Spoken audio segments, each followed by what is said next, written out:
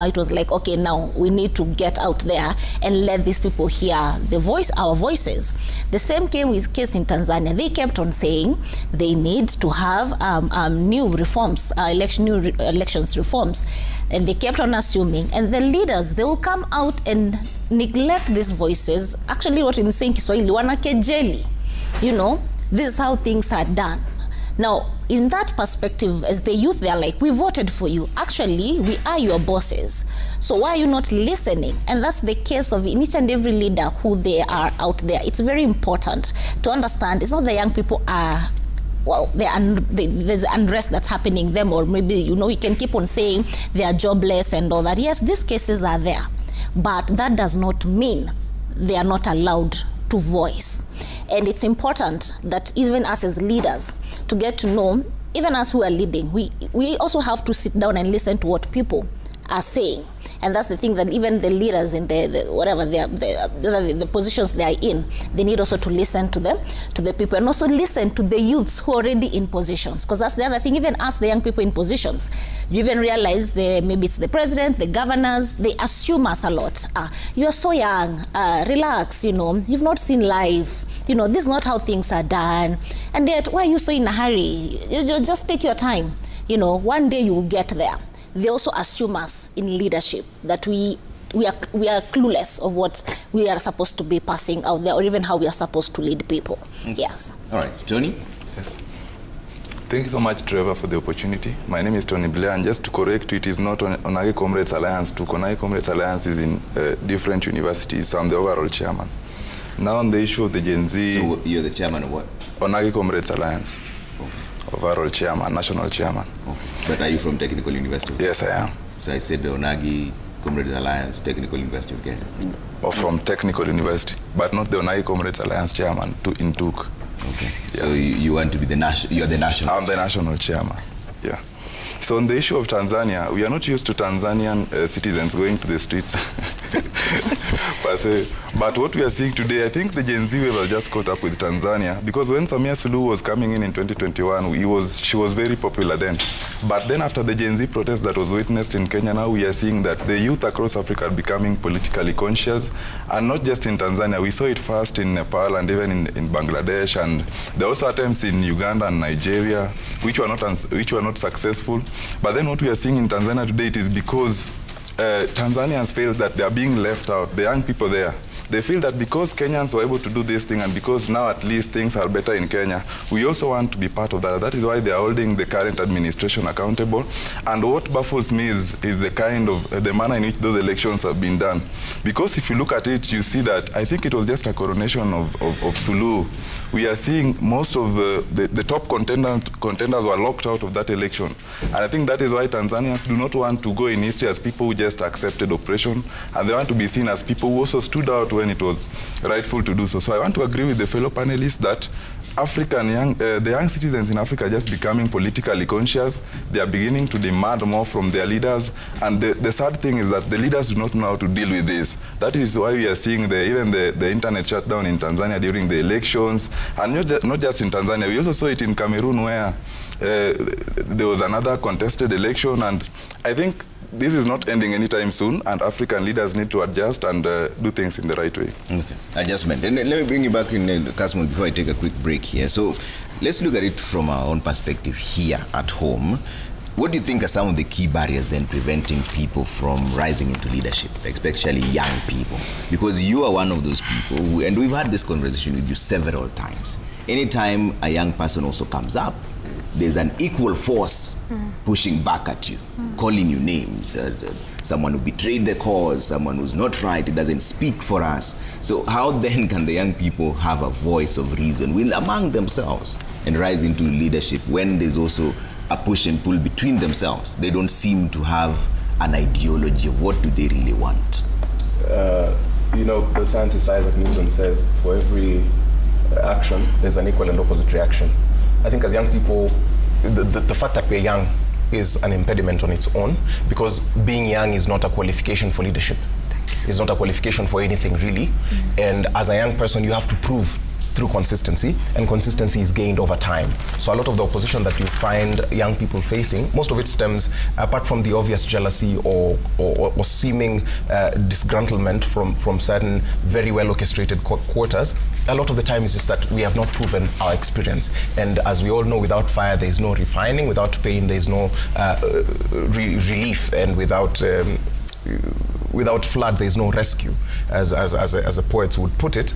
But also as young people, it is very confusing. It is the leadership space or the political space in our country is a very complicated one. Someone might look at a seat as, for example, you might think the MCA seat is very basic until you have to go and face the people, because sometimes then you realize it's not just all about declaring. So there's an aspect of resource and campaign financing, which a very good friend of mine, Morara, was trying to change in the country, but we mocked him for.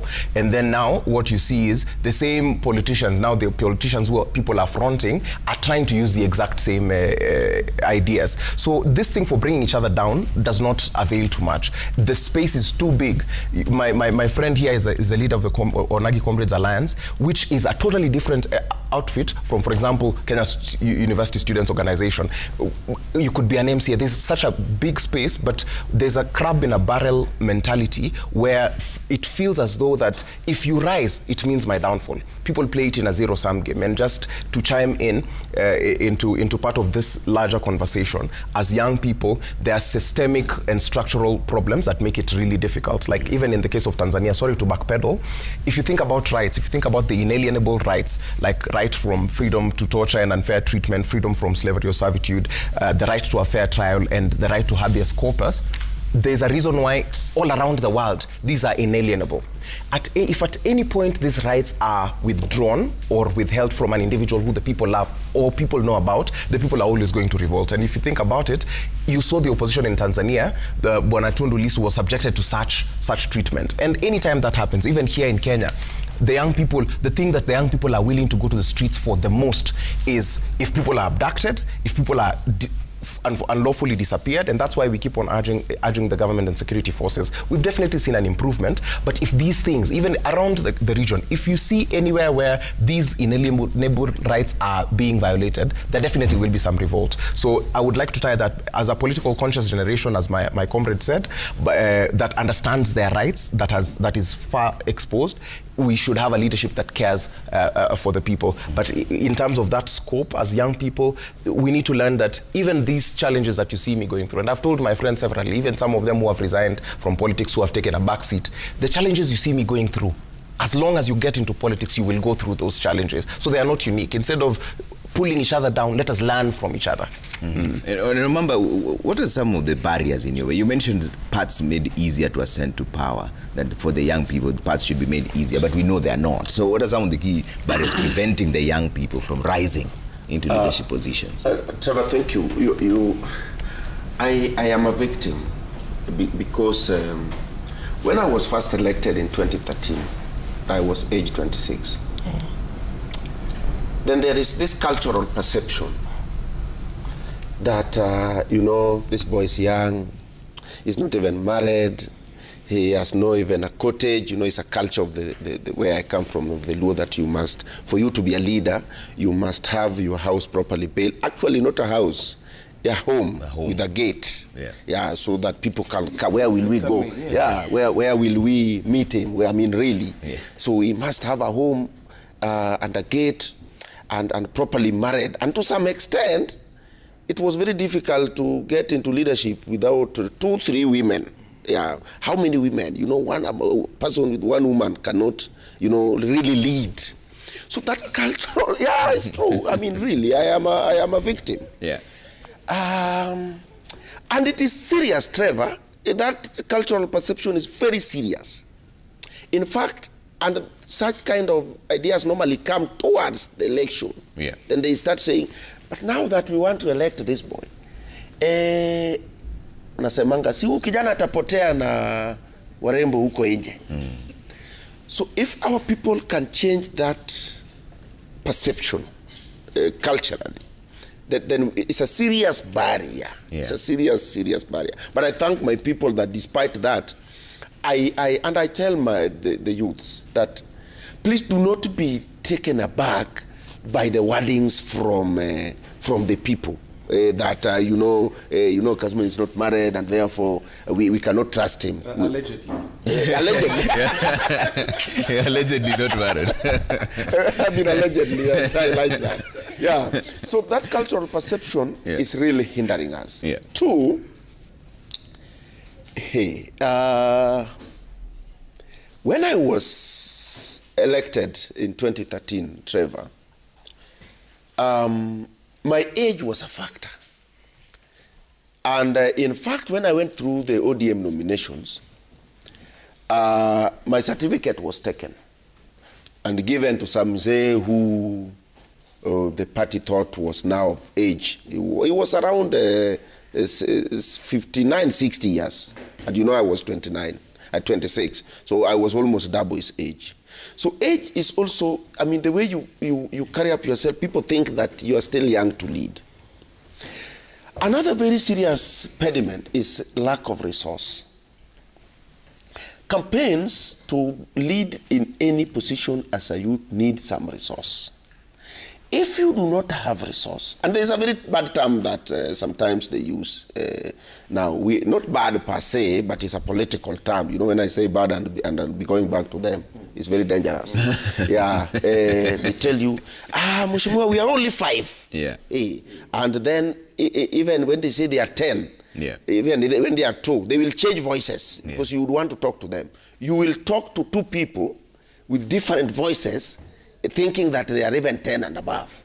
Then they are saying, now each of us can get something to continue mentioning your name. Continue mentioning your name. So if you don't have such resources, so unfortunately, the people who have been around who have marshaled such resources will take advantage over you. And really, you will lose election just by. And this one is across, including even these universities, including these colleges. Nowadays, you see, and I think the youths are now even the enemies of themselves. Yeah, we are our own enemies. Because even when you check the university elections, you will realize that a chair of or a president of a given university would want to line up 9 Prados. I mean, really. I mean, I don't know how he did it, but even if it was not Prados, but it could be something closer to the Prados, and there are 4, 5. You are also showing that we also want to show the might. But if you ask him, is this money, I mean, where did you get this money to carry out this kind of, I mean, really campaign? Why can't you just go to your fellow comrades and tell them, my name is George, I am running to be the president of the, of University X, and I am capable of leading. So I think the way we also try to make the people feel our presence escalates even to some other bigger, I mean, appointments that we normally have. Now, another serious impediment is mentorship.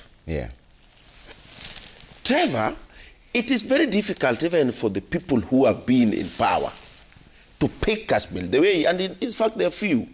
When you saw, and I was very happy every time I would see Baba and I would see Kasmil coming out of that chop. By the way, how did you? How did you? In fact, Polesan. Polesan. You know what Baba was doing? And our Polesan. Yeah.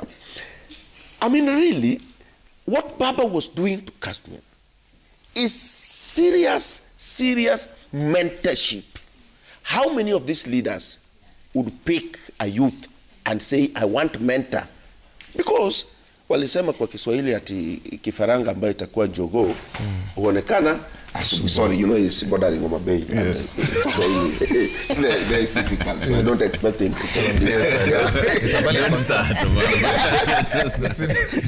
So Trevor, any of the youth seated here could be president.